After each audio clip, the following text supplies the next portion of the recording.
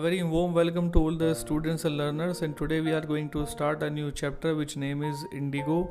And Indigo is an excerpt which has been taken from the book of Life of Mahatma Gandhi written by Louis Fisher, who was a journalist in America. ये जो accept है ये महात्मा गांधी के उस पहलू पर focus करता है, उनके राजनीतिक करियर के उस पहलू पर फोकस करता है जिसमें उन्होंने किसानों के लिए पहली बार आवाज़ उठाई. After 15 years of his sojourn in South Africa, and when he found his own country in distress, so he resolved to start a movement, especially freedom movement in India. उसके बाद महात्मा गांधी भारत में आए. भारत में आने के बाद उन्होंने 1 साल तक भारत का दौरा किया और अपने जो एक्सपेरिमेंट्स हैं, सत्याग्रह है, असहयोग आंदोलन है, उसके बाद उन्होंने उनको शुरू किया. तो ये उनके करियर के शुरुआती इंसिडेंट में से एक है कि जब वो बिहार में रह रहे चंपारण के किसानों के लिए अपनी आवाज़ उठाते हैं और अंग्रेज़ों से संघर्ष करते हैं. तो चलिए शुरू करते हैं. When I first visited Gandhi in 1942 at his ashram in Sevagram in central India, he said, I will tell you how it happened that I decided to urge the departure of the British. It was in 1917. पहली बार जब महात्मा गांधी से 1942 के अंदर सेवाग्राम आश्रम में मिला, जो कि सेंट्रल इंडिया में था. सेंट्रल इंडिया यानी कि मध्य प्रदेश. उन्होंने कहा, आई विल टेल यू, मैं आपको बताता हूँ कि ब्रिटिशर्स को भारत से बाहर निकालने की जो जद्दोजहद है वो किस तरीके से शुरू हुई. ये चीज़ मैंने कैसे डिसाइड की कि अब मुझे ब्रिटिशर्स को भारत से निकालना है. ये 1917 की बात है. He had gone to the December 1916 annual convention of the Indian National Congress Party in Lucknow. There were 2301 delegates and many visitors. ये बात तब की है जब 1916 में दिसंबर महीने में कांग्रेस पार्टी का जो एनुअल कन्वेंशन होता था, अधिवेशन होता था, तो उसके अंदर वो लखनऊ में पार्टिसिपेट करने के लिए गए. कुल मिलाकर के 2301 डेलीगेट्स और बहुत सारे आगंतुक वहाँ आए हुए थे. During the proceedings, Gandhi recounted, a peasant came up to me looking like any other peasant in India, poor and emaciated, and said, I am Rajkumar Shukla, I am from Champaran, and I want you to come to my district. Gandhi had never heard of the place. It was in the foothills of the towering Himalayas near the kingdom of Nepal. Gandhi बताते हुए याद करते हैं कि meeting चल रही थी. एक किसान आया जो कि मुझे दूसरे किसानों की तरह ही लगा, जो कि गरीब था, लाचार था. इमीसिएटेड का मतलब होता है कमज़ोर, फीबल. और उन्हें कहा कि मेरा नाम राजकुमार शुक्ला है, मैं चंपारण से आ रहा हूँ और मैं चाहता हूँ कि आप मेरे डिस्ट्रिक्ट आ जाएं. गांधी ने पहले चंपारण का नाम नहीं सुना था.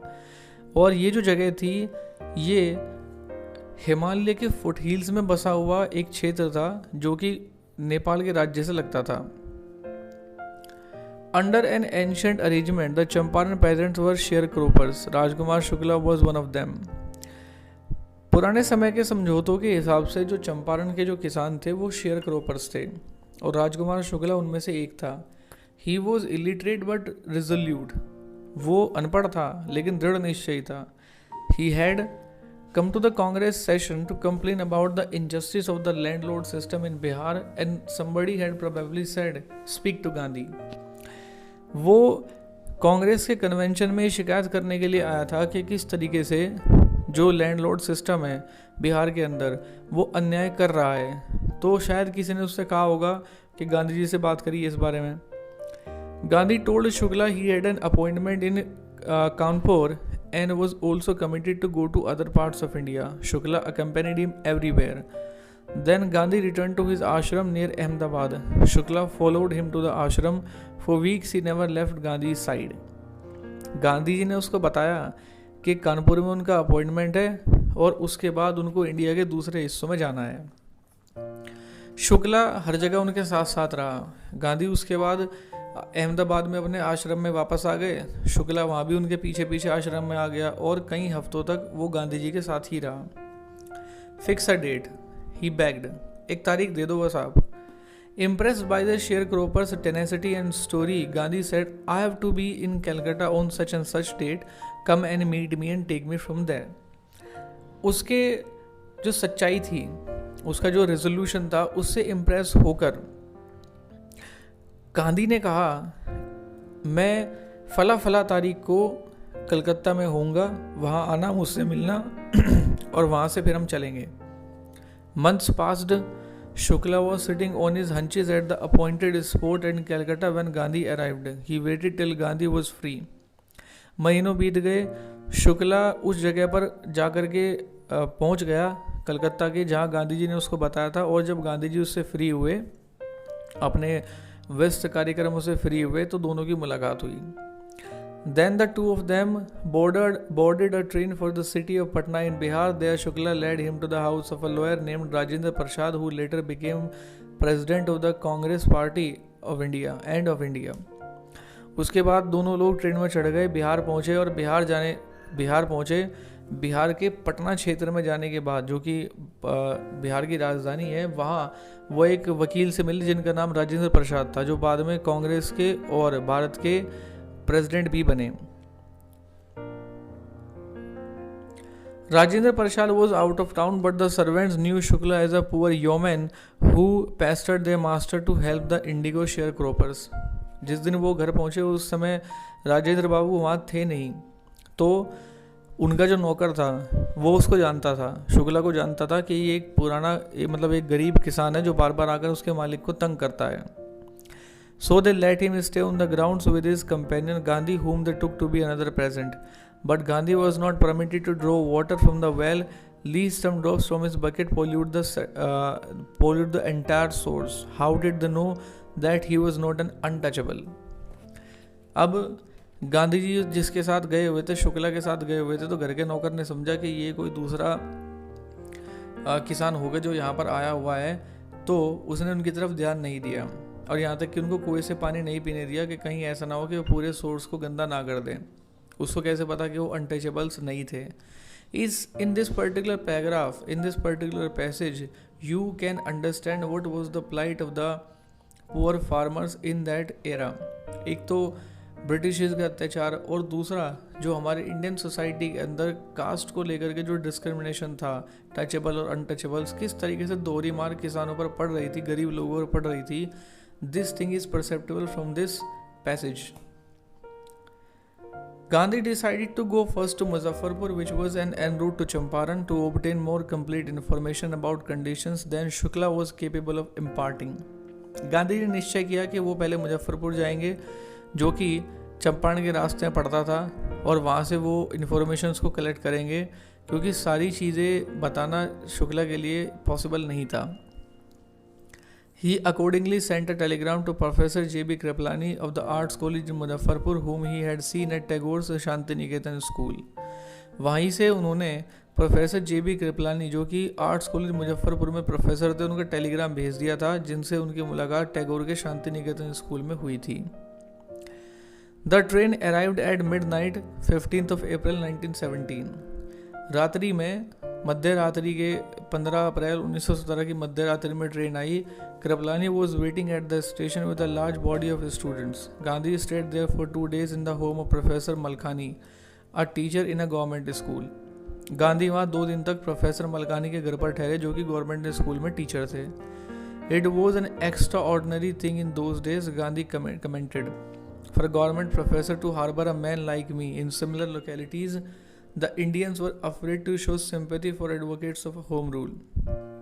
गांधी कमेंट करते हुए कहते हैं, उन दिनों ये बड़ी एक असाधारण घटना थी, क्योंकि मेरे जैसे व्यक्ति को अपने घर में शरण देना ये बहुत बड़ा रिस्क था, और लोकेलिटीज़ के अंदर उन इंडियन से लोग बहुत डरा करते थे जो कि होम रूल की वकालत करते थे।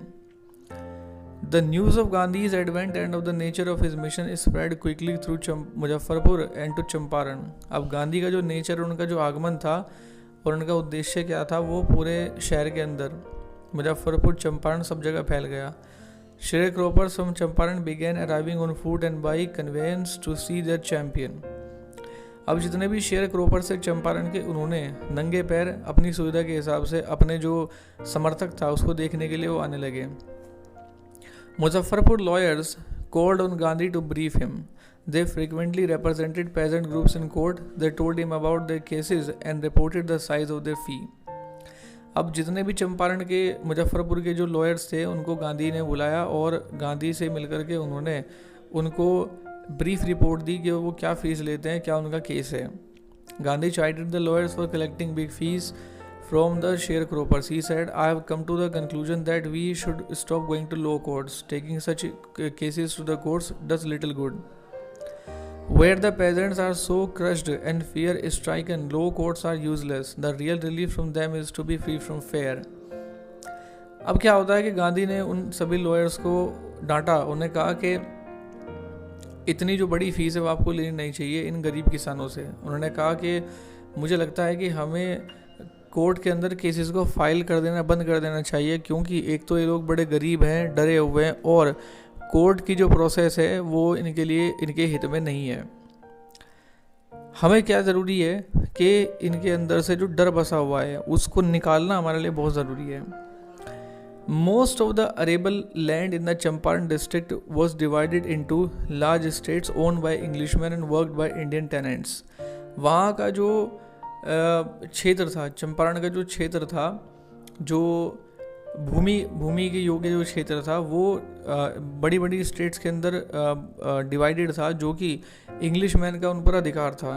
और भारतीय जो किसान हैं उन पर एक तरह से टेनेंट्स के तौर पर, यानी कि एक मतलब मजदूर के तौर पर वहाँ काम करते थे. The chief commercial crop was Indigo. जो मुख्य फसल थी वो इंडिगो थी. The landlords compelled old tenants to plant 3/20 or 15% of their holdings with indigo and surrender the entire indigo harvest as rent. British ने व्यवस्था क्या की थी, जितनी फसल आप उगाएंगे उसका केवल 15% आपको रखना है, बाकी सारी जो फसल है वो आपको हमें दे देनी है. This was done by long term contract. और ये सब लॉन्ग टर्म कॉन्ट्रैक्ट के द्वारा किया जा रहा था. So this was the first part of the chapter Indigo, and I'll be telling you the rest of the story regarding the indigo incident in the next part of the video. Till then, thank you very much.